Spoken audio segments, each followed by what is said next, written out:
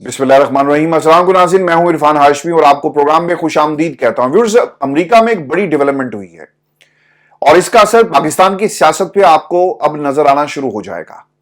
Donald Trump के America में जीतने के बाद ये सवाल पाकिस्तान समेत पूरी दुनिया में जहां जहां भी ओवरसीज कम्युनिटी रहती है, ये जरूर उठाया गया कि डोनाल्ड ट्रंप जीत गया, लिहाजा इमरान खान भी अब बाहर आ जाएगा।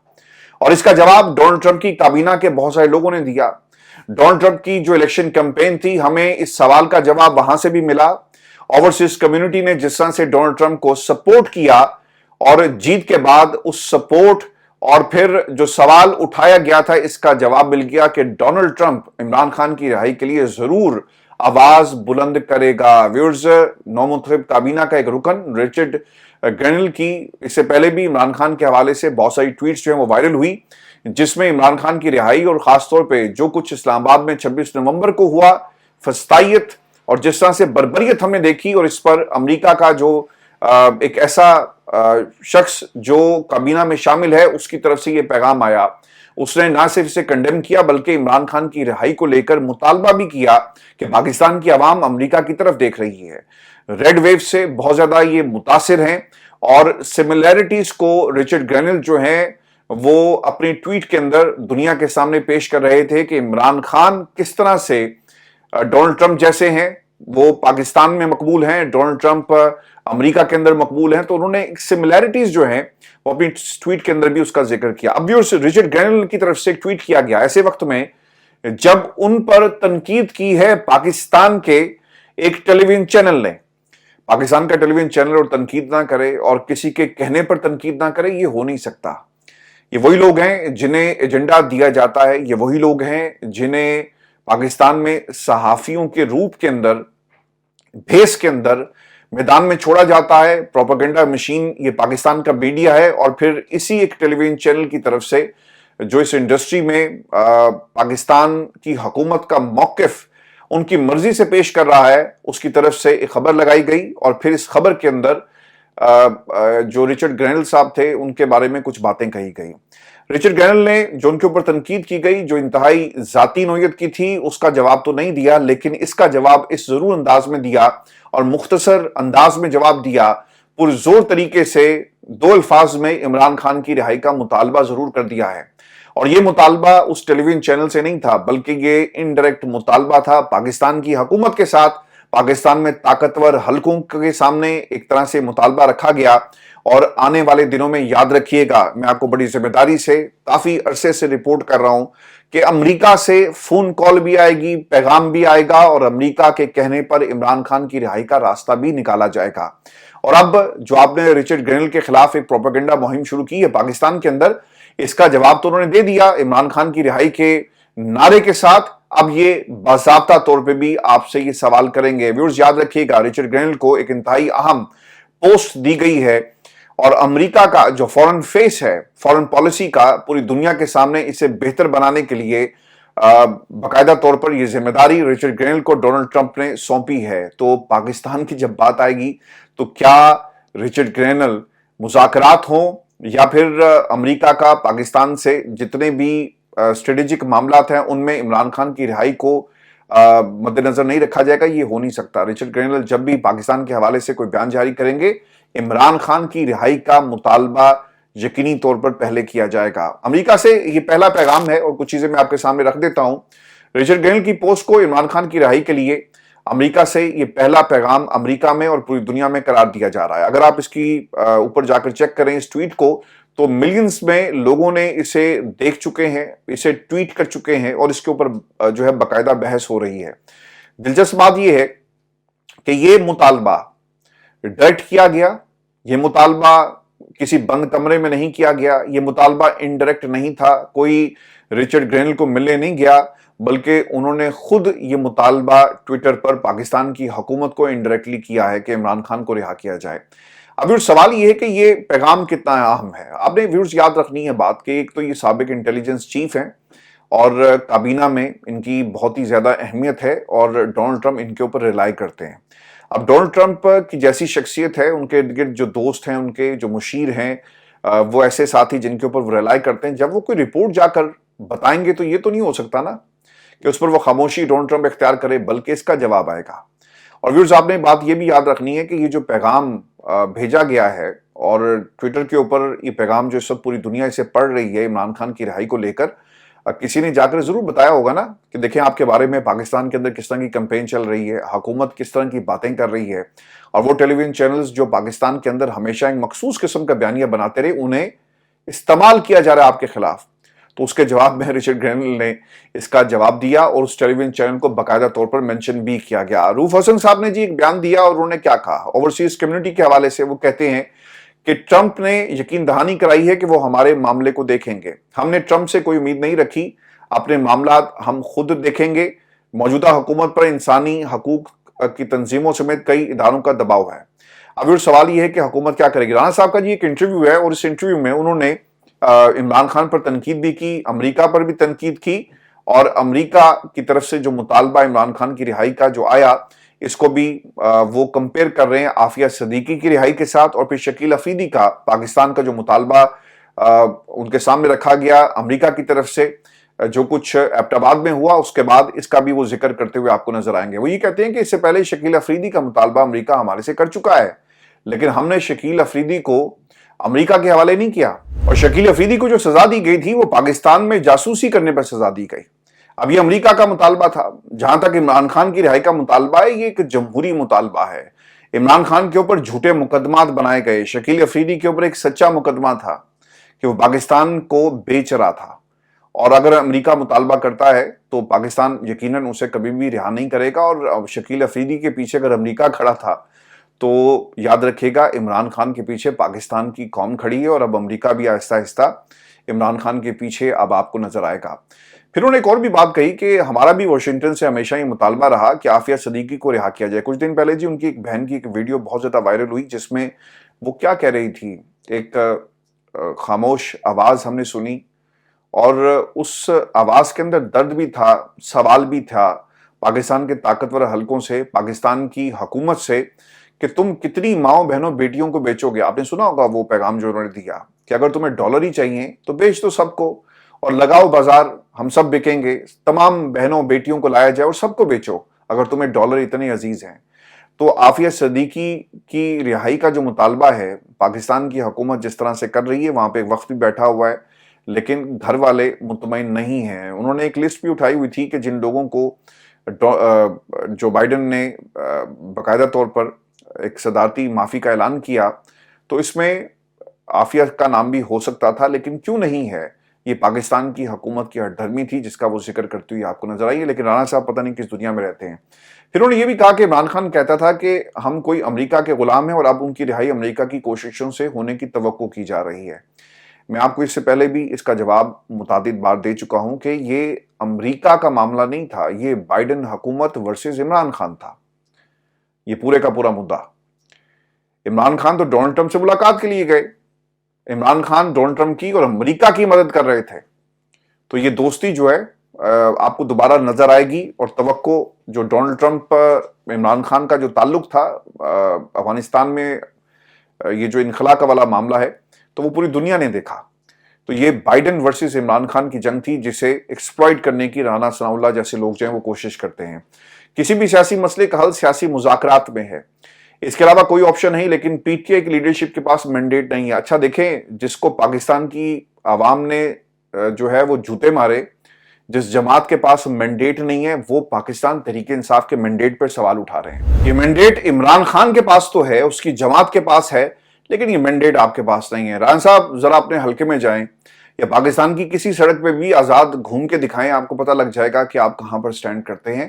اور یہ مینڈیٹ پاکستان کی عوام کا تھا، عوام کے پاس ہے، اور اس عوام کے پاس جا کر دیکھیں، آپ کو پتہ لگ جائے گا۔ اب یہ جو باؤ جی کے حوالے سے جو سوال آپ سے ہوا نا کہ باؤ جی کی جہاں پہ ضرورت پڑتی ہے ہم انہیں لے آتے ہیں، تو ویورز یہ میوزیم میں رکھنے کے اب لائق ہیں نواز شریف صاحب، کیونکہ پولیٹیکل کیپٹل تو آپ کے پاس نہیں ہے، اور نواز شریف صاحب کو دکھا کر پاکستان مسلم لیگ نون جو ہے وہ اپنا سیاسی پولیٹیکل کیپٹل جتنا بھی ہے سیاست کے اندر اسے اکٹھا کرنا چاہتی ہے۔ یہ پولیٹیکل کیپٹل اب اکٹھا نہیں ہوگا۔ آپ باؤ جی کی تصویر ایک دفعہ دکھائیں، ان کو لائیو دکھائیں، ان کی سپیچ جو ہے وہ قوم کو سنائیں، اب بہت دیر ہو چکی ہے۔ پولیٹیکل کیپٹل کی بنیاد پر آپ کی سیاست زندہ نہیں رہے گی، بلکہ آپ کو جو راستہ آپ نے چن لیا ہے کہ پاکستان کی اسٹیبلشمنٹ کے ساتھ ہاتھ ملاؤ اور کمروں میں بیٹھ کر ایک سازش تیار کرو اور وہ جو کہیں ان کی دھن کے اوپر آپ ناچنا شروع کر دیں. سیاست کے اندر یہی راستہ اب آپ کے لیے واحد راستہ ہوگا، کیونکہ عوام سے جو راستہ گزر کے جاتا ہے آپ نے اس راستے کو ہمیشہ کے لیے کھو دیا ہے. نواز شریف صاحب میوزیم میں رکھنے کے لائق ہیں، اور نواز شریف کے بارے میں رانا صاحب یہ کہتے ہیں کہ جہاں پر ان کی ضرورت محسوس ہوتی ہے ہم انہیں بلا لیتے ہیں. اب ایک اور بڑی ڈیولپمنٹ ہوئی ہے اڈیالہ جیل کے اندر، اور اس ڈیولپمنٹ کا تعلق عمران خان کی ملاقات سے ہے، اور عمران خان، فضل الرحمان اور اس کے ساتھ ساتھ محمود خان اچکزئی اور اختر مینگل، ان تینوں سے ملاقات کرنے جا رہے ہیں. ویورز، یہ پارٹی کے کچھ لوگوں نے اس بات کو کنفرم کیا. رؤف حسن صاحب نے ٹیلی ویژن کے اوپر یہ بات کہی اور انہوں نے کہا کہ خان صاحب کی طرف سے یہ ہدایت کی گئی کہ آپ میری فضل الرحمان، محمود خان اچکزئی اور اختر مینگل سے ملاقات کا انتظام کریں. اور اب سوال یہ ہے کہ وہ لوگ جو پہرا لگا کر بیٹھے ہوئے ہیں وہ کیا عمران خان کی ملاقات ہونے دیں گے؟ کبھی بھی نہیں ہونے دیں گے. جو علی امین گنڈا پور کو ملنے نہیں دیتے، وہ کس طرح سے اختر مینگل، محمود خان اچکزئی، فضل الرحمان کو جیل میں عمران خان سے ملنے کی اجازت دے دیں، اور انہیں معلوم ہے کہ جس دن یہ ملاقات ہو گئی اور اپوزیشن اتحاد جو ہے مزید مضبوط ہو گیا تو ہمارے پلے جو ہے وہ کچھ نہیں رہے گا. ابھی صاحب کو یہ بھی خبر دوں کہ رؤف حسن صاحب سے ہی فیصل واڈا کے بارے میں سوال کیا گیا کہ فیصل واڈا اگر پارٹی میں واپس آنا چاہتے ہیں تو یہ ان کا حق ہے، فیصلہ بانی کریں گے. فیصل واڈا بات چیت کرنا چاہتے ہیں تو کریں، اور انہیں کس نے روکا ہے کہ وہ بات کریں؟ اب یہ مجھے نہیں پتا کہ یہ سوال ان سے جب ہوا تو اس کا جواب کیا یہ واقعی بنتا تھا کہ فیصل واڈا جو پاکستان کی اسٹیبلشمنٹ کا نمائندہ ہے اور ایک طرح سے ماؤتھ پیس یہ بھائی ہے، تو اسے پارٹی میں کس طرح سے ایکسپٹ کیا جائے گا؟ آپ جتنی باتیں فیصل واڈا سے جو سنتے ہیں اس میں آپ کو صرف زہر نظر آئے گا. ان کی جماعت کے اندر کیا حیثیت ہے، کیا ایکسپٹنس ہوگی؟ پاکستان تحریک انصاف کے وہ لوگ جو قربانی دیتے رہے، پاکستان تحریک انصاف کے وہ لوگ جنہوں نے عمران خان کا ساتھ نہیں چھوڑا، آپ ان کی قربانیوں کو کس طرح سے فراموش کر سکتے ہیں؟ رؤف حسن صاحب کا کیا یہ واقعی جواب بنتا تھا؟ اس پر ویورز ضرور آپ نے اپنی رائے کا اظہار کرنا ہے. کہ آپ سے کوئی یہ پوچھے کہ کیا رانا ثناء اللہ کو پاکستان تحریک انصاف میں اگر وہ آنا چاہیں تو آپ انہیں ویلکم کریں گے؟ کیا یہ جواب ویلکم والا بنتا تھا؟ ایک ایسا شخص جو فیصل واڈا کی شکل میں جو موجود ہے، جو عمران خان کی زندگی کو خطرات کی بات کرتا ہے، جو عمران خان کو پھانسی کے پھندے کے حوالے سے پاکستان کی عوام کو جو ہے وہ ایک خوف دلانے کی کوشش کرتا ہے، وارن کرتا ہے، اس شخص کی پاکستان تحریک انصاف میں کیا کوئی ایکسیپٹنس یا واپسی کا راستہ ہو سکتا ہے؟ اس پر ضرور کمنٹ کیجئے گا. اور رؤف حسن صاحب یہ باتیں کیوں کر رہے ہیں اور ان کی ریلیونس کیا ہے اس پورے سینیریو میں؟ اب ملاقات کتنی اہم تھی؟ فواد چوہدری صاحب نے جی آج ایک ٹویٹ بھی کیا اور اس کے بعد ان کی گفتگو بھی ہوئی ہے اور انہوں نے کچھ لوگوں سے بات بھی کی. فواد چوہدری صاحب یہ کہتے ہیں کہ میں نے عمران خان سے کہا تھا کہ مذاکرات کا کوئی فائدہ نہیں ہے. وہ یہ کہتے ہیں کہ مذاکرات اگر آپ نے کرنے ہیں تو اس حکومت سے آپ مذاکرات نہ کریں، آپ مذاکرات کریں پاکستان کی اسٹیبلشمنٹ سے جن کے پاس طاقت ہے، جنہوں نے فیصلہ کرنا ہے، جنہوں نے اس حکومت کو بٹھایا. یہ حکومت تو بالکل لولی لنگڑی حکومت ہے، ان کے پلے کیا ہے کہ یہ مذاکرات کے اندر آپ کو کچھ ہاں یا نہ کر سکیں. مذاکرات جب بھی ہوں گے وہ پاکستان میں طاقتور حلقوں سے ہوں گے، پاکستان کی اسٹیبلشمنٹ سے ہوں گے، اور اس میں ان کا کردار نہیں. ہاں ایک چیز آپ نے کرنی ہے کہ آپ اپوزیشن اتحاد کو مضبوط کریں. اختر مینگل صاحب، محمود خان اچکزئی، مولانا فضل الرحمان. اچھا، یہ اگر فواد چوہدری صاحب بات آج کر رہے ہیں نا، یہ بات تو ہم ہمیشہ کہتے رہے کہ جب تک آپ کا اتحاد مضبوط نہیں ہوتا تو آپ کسی دوسرے پر کس طرح سے اٹیک کریں گے؟ تو فواد چوہدری صاحب اسی لائن پر آپ کو سٹیٹمنٹ دیتے ہوئے نظر آئیں گے جو اصل میں پاکستان تحریک انصاف کو کرنا چاہیے. دوسری چیز خان صاحب کا انہوں نے حوالہ دیا کہ وہ میری ہاں میں ہاں ملا رہے تھے. پھر انہوں نے یہ بھی کہا کہ عمران خان سے ملاقات کے بعد فواد چوہدری نے کلیئر کر دیا کہ پی ٹی آئی کی مذاکراتی ٹیم کا مقصد حکومت سے نہیں، اپوزیشن پارٹیوں سے بات چیت کر کے الائنس بنانا تھا. حکومت مذاکرات کیوں کرے؟ شہباز حکومت صرف اس نقطے پر کھڑی ہے کہ عمران خان اور پاکستان کی اسٹیبلشمنٹ کے درمیان تناؤ پیدا کیا جائے، اور اس لیے 9 مئی کی تسبیح دن میں وہ 365 بار کرتے ہیں. جس دن عمران خان اور اسٹیبلشمنٹ کی بات چیت شروع ہو گئی تو شہباز حکومت جو ہے وہ ختم ہو جائے گی، اور پاکستان کی جو حکومت ہے وہ آپ کو 9 مئی اور 26 نومبر بھی اب اس میں شامل ہو گیا. یہی بیانیہ آپ کو سناتے ہوئے نظر آئیں گے. پھر حکومت سے مذاکرات کیا ختم ہو گئے؟ عمر ایوب صاحب کی گفتگو بڑی امپورٹنٹ ہے، اور یہ خبر میں آپ کو دے رہا ہوں عمر ایوب صاحب کے حوالے سے. وہ کیا کہتے ہیں؟ وہ یہ کہتے ہیں کہ ہمیں کیا ضرورت ہے کہ عمران خان نے کمیٹی بنا دی، حکومت کو کمیٹی کے ارکان کے نام اور موبائل نمبرز پتہ ہیں. یہ روز ہماری گفتگو ٹیپ کر کے سنتے ہیں، وہ خود رابطہ کرنا چاہیں تو کر لیں۔ عمران خان اور سیاسی قیدیوں کی رہائی کے علاوہ مذاکرات نہیں ہوں گے، اور میں نے آپ کو اس سے پہلے بھی کہا تھا کہ پاکستان تحریک انصاف کو اپنا قبلہ درست کرنے کی ضرورت ہے۔ جو مذاکرات کی بات ہوئی، پاکستان پیپلز پارٹی شیلہ رضا نے بھی کہا اور پھر کچھ اور لوگوں نے بھی کہا کہ جناب دیکھیں یہ اپنے مطالبات سے پیچھے ہٹ گئے، عمران خان کی رہائی کا مطالبہ مائنس ہو گیا، اور اس کے ساتھ ساتھ 26 یعنی ترمیم جو مطالبہ انہوں نے کیا اس کو واپس لیا جائے، اس سے بھی یہ پھر گئے، اور پھر انہوں نے عوامی مینڈیٹ کا جو بار بار یہ مطالبہ ہم سے کر رہے تھے وہ بھی مطالبہ ان کا ختم ہو گیا۔ تو صرف 2 مطالبات ہیں، 9 مئی اور 26 نومبر۔ تو دیکھیں اب یہ بدل گئے ہیں۔ پاکستان تحریک انصاف کی جو لاسٹ میٹنگز ہوئی ہیں پچھلے ہفتے، وہ بڑی امپورٹنٹ تھی۔ ہمارا کنسرن یا اس کے علاوہ پاکستان کی عوام کا جو سیاسی منظرنامہ اس وقت ہمارے سامنے ہے، میری اطلاعات ویورز یہ ہیں کہ اس کے اوپر ڈیٹیل گفتگو ہوئی اور ان نکات کے اوپر بحث کے بعد یہ فیصلہ کیا گیا کہ پاکستان کی جو حکومت ہے وہ ہمیں ریلو کٹا سمجھ رہی ہے، لہٰذا ہم نے اپنے مذاکراتی جو ایجنڈا ہے اسے اتنا ہلکا پیش نہیں کرنا، اور یہی تحریک انصاف کو کرنا چاہیے تھا کہ اگر آپ نے مذاکرات کرنے ہیں، حکومت سنجیدہ ہے تو آئے پھر۔ اور پھر ایک خبر یہ بھی آئی ہے حکومت کے حلقوں سے کہ حکومتی ذرائع یہ بتاتے ہیں کہ اگر ہم آپ کو کچھ کہیں گے، یعنی مذاکرات کسی نقطے پر جا کر رکتے ہیں، وہاں پر کچھ آپشنز پیش کیے جاتے ہیں، کوئی فیصلہ ہوتا ہے، تو پھر یہ عمران خان کو ماننا پڑے گا۔ بھائی بات یہ ہے کہ عمران خان کی یہ گیم ہے، یہ کھیل عمران خان کا ہے، جسے تم کہتے تھے نا کہ اسے کھیلنا نہیں آتا سیاست کا یہ کھیل، اب وہ والا عمران خان نہیں ہے، بلکہ وہ بے تاج بادشاہ ہے سیاست کا، جسے تم توڑنا چاہتے تھے۔ اب اسے معلوم ہے کہ تمہاری کتنی چالیں ہیں، تو یہ فیصلہ اس نے کرنا ہے کہ کب تمہارے سے بات ہوگی اور کس طرح تمہارے سے بات ہوگی۔ تو یہ شکایتیں اور جو آپ ایک طرح سے رکاوٹیں کھڑی کر رہے ہیں، عمران خان ان رکاوٹوں سے پیچھے ہٹنے والا نہیں ہے، ان رکاوٹوں کو عبور کر کے وہ آگے بڑھ جائے گا۔ یاد رکھیے گا کہ شہباز حکومت صرف 9 مئی کے بیانیے پر کھڑی ہے، اور جس دن یہ بیانیہ کہیں ایک باقاعدہ ایک کنسنسس ڈیولپ ہو گیا تو پھر یہ بیانیہ آپ کو بچا نہیں سکے گا، آپ کی حکومت گرے گی اور پھر کوئی اور اس کرسی پر بیٹھ جائے گا۔ محمود خانہ چکزئی کی ویورز ایک گفتگو بھی میں آپ کے ساتھ شیئر کر دیتا ہوں، اور انہوں نے عمران خان کا دفاع کن الفاظ میں کیا۔ آپ دیکھیں ایک ایک کر کے جتنی اپوزیشن تھی وہ اکٹھی ہو رہی ہے، محمود خانہ چکزئی، عمر ایوب، اس کے ساتھ ساتھ اختر مینگل صاحب، فضل الرحمان صاحب بھی آپ کو کبھی نہ کبھی کوئی نہ کوئی سٹیٹمنٹ جو ہے وہ حکومت کے خلاف دیتے ہوئے نظر آئیں گے۔ عمر ایوب صاحب کے بعد جو محمود خانہ چکزئی ہیں وہ کیا کہتے ہیں؟ وہ یہ کہتے ہیں کہ عمران خان کسی کو اچھا لگے یا برا، عمران خان ایک حقیقت ہے اور عوام نے اس کو ووٹ دیا، لہٰذا تمہیں بھی اس کی اس حقیقت کو اور عمران خان جو حقیقت ہے اسے تسلیم کرنا پڑے گا۔ 8 فروری کے بعد بننے والی حکومت ناجائز ہے، مذاکرات مینڈیٹ واپس کرنے پر ہوں گے، عوام کے غصے کا حل نہ نکلا تو ملک کسی حادثے سے دوچار ہو سکتا ہے۔ اور پھر انہوں نے یہ بھی کہا کہ اگر حکمران اپنی ضد پر ڈٹے رہے تو پھر ہمیں عوام کے پاس جانا پڑے گا اور ہماری تحریک حکومت کو بہا کر لے جائے گی۔ ہماری اسٹیبلشمنٹ نے 77 سالوں میں جو غلطیاں کی ان کا خمیازہ بھگت رہے ہیں، ملک میں کبھی بھی آئین کی بالادستی کو تسلیم نہیں کیا، اپوزیشن بھی سول نافرمانی میں شامل جو ہے وہ ضرور ہوگی۔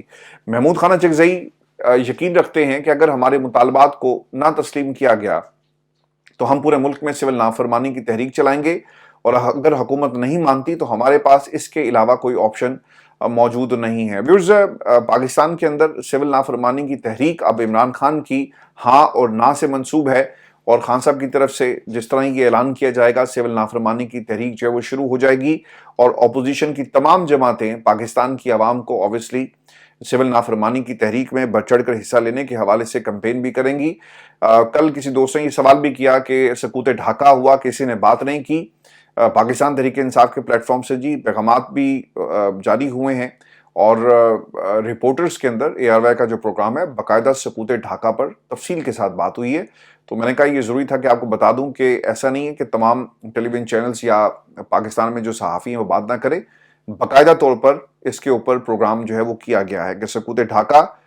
کچھ خبریں چلی، میں ٹیلی ویژن چینلز کی خبروں کو بھی دیکھ رہا تھا جس میں سکوت ڈھاکہ کا نام تو لیا گیا کہ جب ہمارے سے ہمارا ایک بازو جدا ہو گیا، لیکن کسی نے اسباب پر بات نہیں کی، ان شخصیات پر بات نہیں کی، وہ عوامل کیا تھے، وہ حالات کیا تھے، وجہ کیا بنی، اور کیوں ایک نفرت کی ایک ایسی دیوار ہم نے کھڑی کی جو ایک فصیل میں کنورٹ ہو گئی، اور اب वो मुल्क जो कभी हमारा था आज बांग्लादेश बनकर अब एक नई सोच और एक नई हुकूमत के साथ अपने हकूक के लिए एक अलहदा वतन के अंदर मौजूद है। व्यूअर्स, आपको मैं ये भी खबर दे दूं, नुसरत जवेद साहब ने कुछ बातें कही हैं इमरान खान के हवाले से और तहरीक इंसाफ के बारे में और क़यादत के बारे में। वो क्या कहते हैं? नुसरत जवेद ये कहते हैं कि इमरान खान ने अपनी पार्टी की मौजूदा क़यादत को 3 बार बुज़दिल कहा।